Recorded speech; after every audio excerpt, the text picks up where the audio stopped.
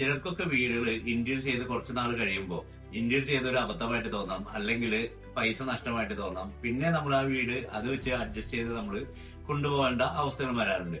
അതിന് കാരണം നമ്മൾ ആ വീടിന് വരുന്ന ഇന്റീരിയർ വർക്കുകളുടെ കംപ്ലൈന്റ്സ് ആണ്. അപ്പൊ അതിന് നമ്മൾ അറിഞ്ഞിരിക്കേണ്ട കുറച്ച് കാര്യങ്ങളുണ്ട്. ഇന്ന് നമ്മൾ അതിനെ കുറിച്ച് ഡിസ്കസ് ചെയ്യാം. ഞാൻ ജസ്റ്റൻ, ലൂവേഴ്സ് ഇന്റീരിയേഴ്സിന്റെ മറ്റൊരു വീഡിയോയിലേക്ക് സ്വാഗതം.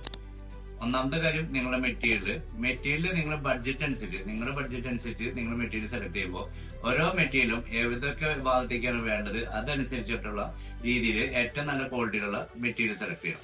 രണ്ടാമത്തെ കാര്യം, നിങ്ങളുടെ മെത്തേഡ്. അതായത് നിങ്ങളൊരു കിച്ചൺ ആയാലും വാർഡ്രോബ് ആയാലും കോട്ടായാലും എന്ത് ചെയ്യുന്നോ അതിന് അതിന്റേതായ പ്രോപ്പർ മെത്തേഡ് വെച്ച് ചെയ്തില്ലെങ്കിൽ ഭാവിയിൽ നിങ്ങൾക്ക് ഈ പൈസ നഷ്ടമായിരിക്കും. അപ്പൊ കൊട്ടേഷനിലെ റേറ്റുകൾ മാത്രം നോക്കിയിട്ട് ഫൈനലൈസ് ചെയ്യരുത്. ഇതേപോലെ മെറ്റീരിയലും അതേപോലെ ചെയ്യുന്ന മെത്തേഡുകളും നോക്കിയിട്ട് വേണം ഫൈനലൈസ് ചെയ്യാനായിട്ട്. അപ്പൊ ഇതേപോലെയുള്ള ഇൻഫോർമേറ്റീവ് വീഡിയോകളായിട്ട് അടുത്ത വീഡിയോയിൽ കാണാം. എല്ലാവരും ഹാപ്പി ആയിട്ടിരിക്കുക. Thank you.